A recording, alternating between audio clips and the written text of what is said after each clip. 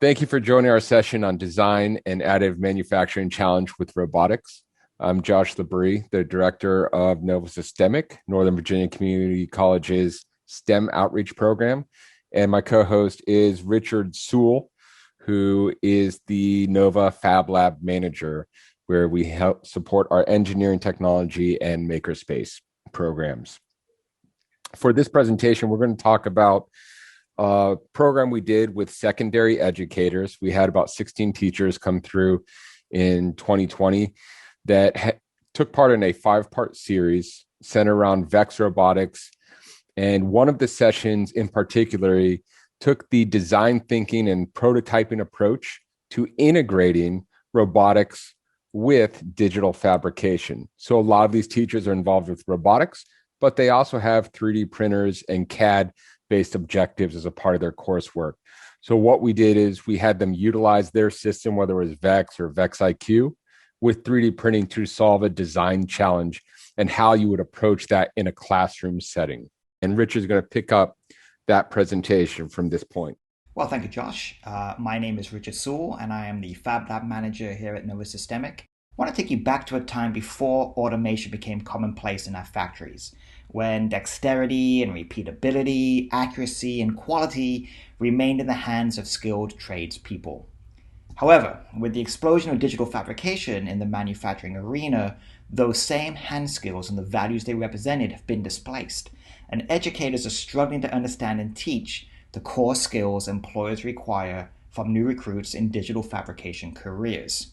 So we took a look at this, and we found that many of our CTE pedagogies were just not suitable for digital fabrication, as they emphasize technical skills in making over soft skills and thinking. And typically the result here is what we commonly refer to as the keychain syndrome, where students are lured by the simplicity of making token products rather than expanding their digital literacy. Today, 80% of manufacturers are recording a skills gap, and of those missing skills, adaptability, creativity, collaboration, communication, and problem solving are most lacking.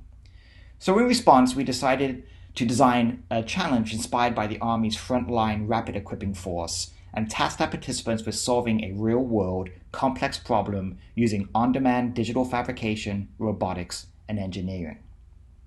So we gave our students a box of cat litter, a tray for said litter, 10 pennies, a VEX robot, access to a 3D printer, and design software, and then presented them their challenge. And in this case, the challenge was to basically create or design attachment for the VEX robot that would allow them to sift through the cat litter to locate and remove pennies, similar to the way a robot would remove IEDs from the battlefield. In addition to these provisions, we also gave the participants an introduction into the 5 steps of design thinking and how to employ it to help their solutions. Step 1 is empathy, which is essentially dismissing your preconceived ideas and putting yourself in the shoes of the end user, asking the rudimentary questions. What do you need? Why do you need it?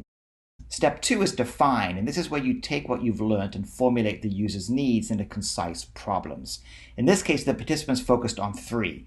The necessity to work with the predetermined parts and formulate how intersections would occur. The necessity to successfully perform the task at hand, which in this case was finding and removing pennies from cat litter. And then number 3, which was being able to replicate or replace damaged parts on demand and on site. Thus, 3D printing was the logical process. Step 3 is ideate, and unlike in other processes, this is not a time to narrow down, but rather expand the possible solutions. The more ideas, the better. The goal here is to eradicate the first time right mentality. Step 4 is to prototype as many solutions as possible, quickly and cheaply to provoke responses.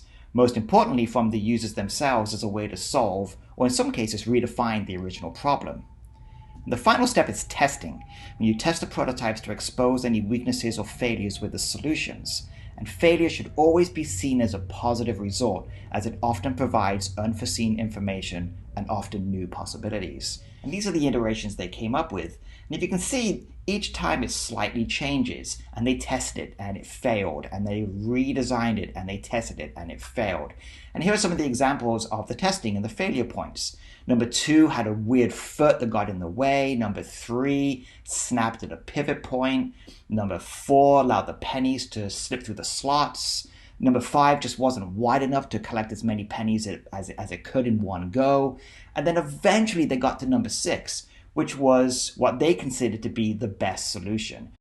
So I hope you're interested in this. We look forward to answering any of your questions in the next section. We do have this available. If you want a copy of this project for download for yourself to use, please feel free to contact me. My information is there, and I'll provide it again later in the question and answer section.